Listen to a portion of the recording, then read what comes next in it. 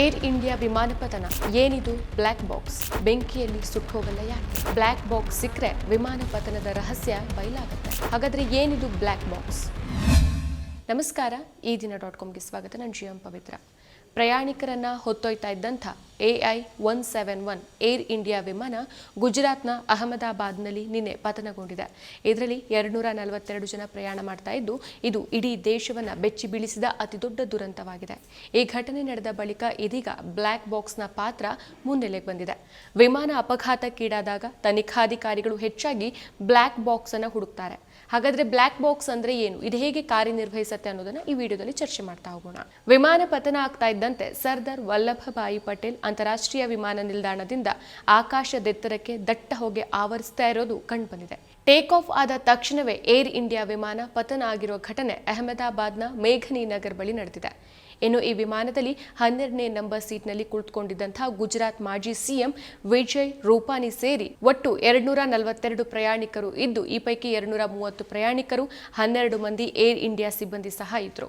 ಇನ್ನು 242 ಪ್ರಯಾಣಿಕರಲ್ಲಿ 169 ಭಾರತೀಯರು, 53 Britain, 1 Canada, Portugal ಪ್ರಜೆಗಳು ಸಹ ಈ ವಿಮಾನದಲ್ಲಿ ಪ್ರಯಾಣ ಮಾಡ್ತಾ ಇದ್ರು. ಇನ್ನು ಈ ದುರಂತದ ಬೆನ್ನಲ್ಲೇ ಬ್ಲ್ಯಾಕ್ ಬಾಕ್ಸ್ ಭಾರಿ ಚರ್ಚೆಗೆ ಕಾರಣ ಆಗಿದೆ.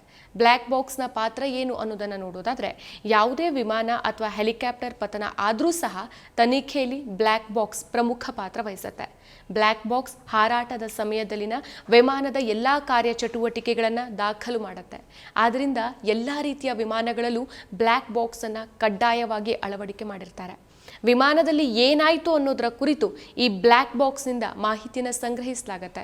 ವಿಮಾನ ಅಪಘಾತಗಳ ನಂತರ ತನಿಖಾಧಿಕಾರಿಗಳು ಅಪಘಾತಗಳಿಗೆ ನಿರ್ಣಾಯಕ ಕಾರಣವನ್ನ ಕಂಡುಹಿಡಿಯೋಕೆ ಈ ಬ್ಲ್ಯಾಕ್ ಬಾಕ್ಸ್ ಸಹಾಯ ಮಾಡುತ್ತೆ. 1950ರ ದಶಕದ ಆರಂಭದಲ್ಲಿ ಕಪ್ಪು ಪೆಟ್ಟಿಗೆಯ ಬಳಕೆ ಶುರುವಾಗುತ್ತೆ. ಡೇವಿಡ್ ವಾರೆನ್ ಅನ್ನೋ ಆಸ್ಟ್ರೇಲಿಯಾದ ವಿಜ್ಞಾನಿ ಇದರ ಆವಿಷ್ಕಾರ ಮಾಡ್ತಾರೆ. ವಿಮಾನದಲ್ಲಿ ವಾಯ್ಸ್ ರೆಕಾರ್ಡ್ಗೆ ಬಳಕೆ ಮಾಡಲಾಗುವಂತಹ 2 ಸಾಧನಗಳನ್ನ ತಾಂತ್ರಿಕ ಭಾಷೆಯಲ್ಲಿ ಬ್ಲ್ಯಾಕ್ ಬಾಕ್ಸ್ ಅಂತ ಕರೀತಾರೆ. ಈ ಬ್ಲ್ಯಾಕ್ ಬಾಕ್ಸ್ ಅನ್ನ ವಿಮಾನದ ದತ್ತಾಂಶಗಳ ಸಂಗ್ರಹ ಅಂತ ಕೂಡ ಕರೀತಾರೆ. ಸೊ ವಿಮಾನ ಅಪಘಾತಕ್ಕೆ ಒಳಗಾದಾಗ ಅದಕ್ಕೆ ಸೂಕ್ತ ಕಾರಣ ಏನು ಅಂತ ಪತ್ತೆ ಹಚ್ಚೋಕೆ ನೆರವು ಆಗಬೇಕು ಅಂತಾನೆ 5 kg ತೂಕದ ರೆಕಾರ್ಡಿಂಗ್ ಸಾಧನವನ್ನ ಅಳವಡಿಕೆ ಮಾಡಿರ್ತಾರೆ. ಭದ್ರತೆ ದೃಷ್ಟಿಯಿಂದ ಕಪ್ಪು ಪೆಟ್ಟಿಗೆಯನ್ನ ಸಾಮಾನ್ಯವಾಗಿ ವಿಮಾನದ ಹಿಂಭಾಗದಲ್ಲಿ ಇರಿಸಲಾಗುತ್ತೆ. ಈ ಪೆಟ್ಟಿಗೆಯನ್ನ ಟೈಟಾನಿಯಂ ಲೋಹದಿಂದ ಮಾಡಲಾಗಿದ್ದು ಟೈಟಾನಿಯಂ ಈ ಪೆಟ್ಟಿಗೆಯಲ್ಲಿ ಸುತ್ತುವರಿಸಲಾಗಿರುತ್ತೆ. ಸೊ ಇದು ಸಮುದ್ರದಲ್ಲಿ ಬಿದ್ದರೆ ಎಷ್ಟೇ ಎತ್ತರದಿಂದ ಬಿದ್ದರೂ ಸಹ ಯಾವುದೇ ರೀತಿಯಲ್ಲೂ ನಾಶ ಆಗೋದಿಲ್ಲ.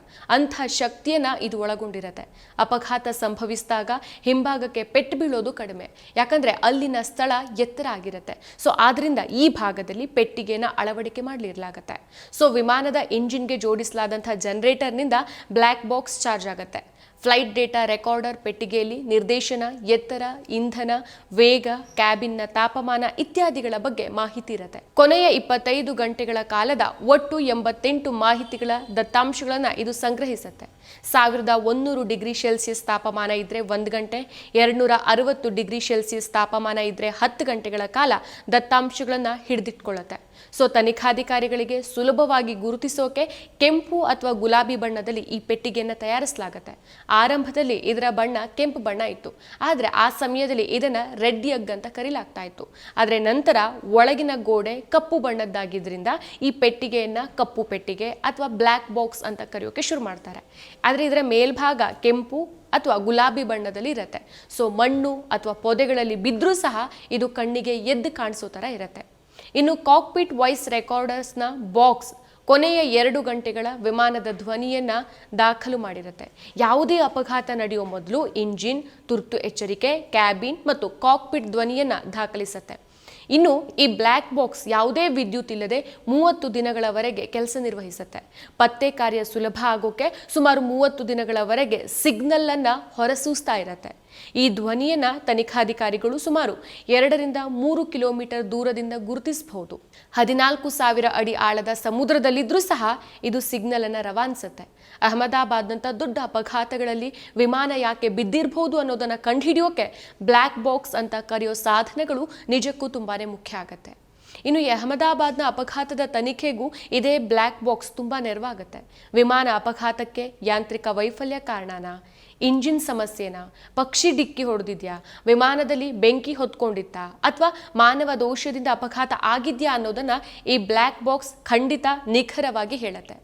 ಇನ್ನು ಪೈಲಟ್ಗಳು ಮೇಡೆ ಅಂತ ಕರೆದ್ರ, ವಿಮಾನದಲ್ಲಿ ಏನಾದರೂ ಸ್ವಯಂ ಚಾಲಿತ ಎಚ್ಚರಿಕೆಗಳು ಬಂದಿದ್ವಾ, ಟೇಕ್ ಆಫ್ ಆದಮೇಲೆ ಆ ನಿರ್ಣಾಯಕ ಕ್ಷಣಗಳಲ್ಲಿ ವಿಮಾನವನ್ನು ಸರಿಪಡಿಸೋಕೆ ಏನು ಪ್ರಯತ್ನ ಮಾಡಿದ್ರು ಅನ್ನೋ ಎಲ್ಲ ನಿರ್ಣಾಯಕ ಮಾಹಿತಿಗಳು ಈ ರೆಕಾರ್ಡಿಂಗ್ನಲ್ಲಿ ಸಿಗುತ್ತೆ. ವಿಮಾನ ಪತನ ಆದಾಗ ವಾರ್ತೆಗಳಲ್ಲಿ ಕೆಲವು ಪದಗಳು ಹೆಚ್ಚಾಗಿ ಕೇಳಿಬರುತ್ತೆ. ATC, ಬ್ಲ್ಯಾಕ್ ಬಾಕ್ಸ್, ಮೇಡೆ ಕಾಲ್, ಹೀಗೆ ಮುಂತಾದವು. ಸೊ ಈ ವಿಮಾನ ಪ್ರಯಾಣದ ಸುರಕ್ಷತೆಯಲ್ಲಿ ಬಳಸುವಂಥ ಪ್ರಮುಖ ಪದಗಳು ಇವು. ಮೇಡೆ ಕಾಲ್ ಅಂತಂದ್ರೆ ತುರ್ತು ಪರಿಸ್ಥಿತಿಯಲ್ಲಿ ಪೈಲಟ್ ನೀಡುವಂಥ ಸಂಕೇತ. ವಿಮಾನಕ್ಕೆ ಅಪಾಯ ಇದೆ, ತಕ್ಷಣ ಸಹಾಯ ಬೇಕು ಅಂತ ಪೈಲಟ್ಗಳು 3 ಬಾರಿ ಮೇಡೆ ಮೇಡೆ ಮೇಡೆ ಅಂತ ಹೇಳ್ತಾರೆ. ಇದು ಮೂಲತಃ ಫ್ರೆಂಚ್ನ ಮೇಡರ್ ಅನ್ನೋ ಪದದಿಂದ ಬಂದಿದೆ. ಇದರ ಅರ್ಥ ನನಗೆ ಸಹಾಯ ಮಾಡಿ ಅಂತ. ಈ ಸಂಕೇತ ಕೇಳಿದ ತಕ್ಷಣ ATC, ಅಗ್ನಿಶಾಮಕ ದಳ, ಪೊಲೀಸ್ ಇಲಾಖೆಗಳು ಅಲರ್ಟ್ ಆಗ್ತಾರೆ. ಅಪಾಯದ ಸಮಯದಲ್ಲಿ, ಉದಾಹರಣೆಗೆ ಇಂಧನ ಕಡಿಮೆ ಆದಾಗ, ಇಂಜಿನ್ ಸಮಸ್ಯೆ ಆದಾಗ, ಗಾಳಿಯಲ್ಲಿ ಚಂಡಮಾರುತದಿಂದಾಗಿ ನಿಯಂತ್ರಣ ತಪ್ಪೋದಾಗ, ಟೇಕ್ ಆಫ್ ಅಥವಾ ಲ್ಯಾಂಡಿಂಗ್ ಸಮಯದಲ್ಲಿ ಸಮಸ್ಯೆ ಆದಾಗ ಮೇಡೆ ಕಾಲ್ ಅನ್ನು ಬಳಸ್ತಾರೆ. 1921ರಲ್ಲಿ ಲಂಡನ್ನ ರೇಡಿಯೋ ಅಧಿಕಾರಿ ಫೆಡರಿಕ್ ಸ್ಟ್ಯಾನ್ಲಿ ಮಾರ್ಕ್ಫೋರ್ಡ್ ಮೇಡೆ ಕಾಲ್ ಅನ್ನು ಪ್ರಸ್ತಾಪಿಸ್ತಾರೆ. ನೌಕಾಯಾನದಲ್ಲಿ ಸಾಸ್ ಕಾಲ್ ಬಳಸ್ತಾ ಇದ್ರೆ ವಿಮಾನಕ್ಕೆ ಮೇಡೆ ಕಾಲ್ ಅನ್ನು ಬಳಸ್ತಾರೆ. ಇನ್ನು ಏರ್ ಟ್ರಾಫಿಕ್ ಕಂಟ್ರೋಲ್ ATC ವಿಮಾನಗಳ ಆಕಾಶದಲ್ಲಿನ ಪ್ರಯಾಣವನ್ನ ಮೇಲ್ವಿಚಾರಣೆ ಮಾಡುವಂಥ ವ್ಯವಸ್ಥೆ. ವಿಮಾನ ಎಲ್ಲಿಂದ ಎಲ್ಲಿಗೆ ಹೋಗ್ತಾ ಇದೆ, ಎಷ್ಟು ಎತ್ತರದಲ್ಲಿದೆ, ಇತರ ವಿಮಾನಗಳ ಮಾರ್ಗಗಳನ್ನು ದಾಟದಂತೆ ನೋಡ್ಕೊಳ್ಳೋದು ATC ಕೆಲಸ. So pilot take off, landing, ಮಾರ್ಗ ಬದಲಾವಣೆಗಳಿಗೆ ATC ಅನುಮತಿಯನ್ನ ಪಡಿಲೇಬೇಕಾಗತ್ತೆ. ಇನ್ನು ಪತನಕ್ಕೂ ಮೊದಲು ವಿಮಾನದ ಪೈಲಟ್ ಮೇಡೆ ಸಂದೇಶವನ್ನು ರವಾನಿಸಿದ್ರು. ಅದಾಗಿ ಸ್ವಲ್ಪ ಹೊತ್ತಿನಲ್ಲೇ ಮೌನವಾಗ್ಬಿಡತ್ತೆ. ಇದರ ಬೆನ್ನಿಗೆ ಕಪ್ಪು ಹೊಗೆ ಮತ್ತು ಬೆಂಕಿಯೊಂದಿಗೆ ಮೇಘಾನಿ ನಗರದ ಬಳಿಯ ಕಟ್ಟಡಕ್ಕೆ ವಿಮಾನ ಅಪ್ಪಳಿಸುತ್ತೆ.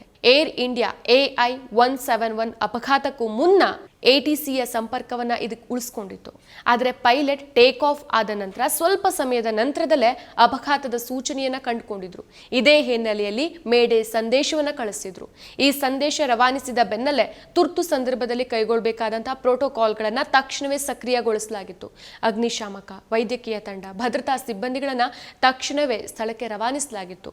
ಇನ್ನು ವಿಮಾನ ಅಪಘಾತ ಆದಾಗ ದುರದೃಷ್ಟವಶಾತ್ ವಿಮಾನದಲ್ಲಿದ್ದ ಯಾವ ಪ್ರಯಾಣಿಕರು ಅಥವಾ ಸಿಬ್ಬಂದಿಯೂ ಬದುಕುಳಿಯೋದು ಅಪರೂಪ. ಆಗ ವಿಮಾನ ಅಪಘಾತ ಹೇಗಾಯಿತು ಅನ್ನೋದು ನಿಜಕ್ಕೂ ತಿಳಿಯೋದು ಕಷ್ಟ ಆಗತ್ತೆ. ಅಪಘಾತದ ಬಗ್ಗೆ ನಿರ್ದಿಷ್ಟ ಮಾಹಿತಿ ಸಿಗದೆ ಹೋದ್ರೆ ಮತ್ತೆ ಅಂತ ಘಟನೆಗಳಾಗದಂತೆ ಎಚ್ಚರಿಕೆ ವಹಿಸೋಕ್ಕಾಗೋದೇ ಇಲ್ಲ. ಸೊ ಇಂಥ ಪರಿಸ್ಥಿತಿಯಲ್ಲಿ ವಿಮಾನ ಅಪಘಾತಗಳ ತನಿಖೆಗೆ ಮತ್ತು ಅಪಘಾತಕ್ಕೆ ನಿಖರವಾದ ಕಾರಣವನ್ನು ಕಂಡುಹಿಡಿಯೋಕೆ ಬ್ಲ್ಯಾಕ್ ಬಾಕ್ಸ್ ಪ್ರಮುಖ ಪಾತ್ರವನ್ನು ವಹಿಸುತ್ತೆ. ಮತ್ತಷ್ಟು ವಿಶೇಷ ವಿಡಿಯೋಗಳನ್ನು ನೋಡಲು ಮತ್ತು ಹೊಸ ವಿಡಿಯೋಗಳ ಬಗ್ಗೆ ತಿಳಿಯಲು EDina.com ಯೂಟ್ಯೂಬ್ ಚಾನೆಲ್ ಸಬ್ಸ್ಕ್ರೈಬ್ ಮಾಡಿ ಮತ್ತು ಬೆಲ್ ಐಕಾನ್ ಕ್ಲಿಕ್ ಮಾಡಿ.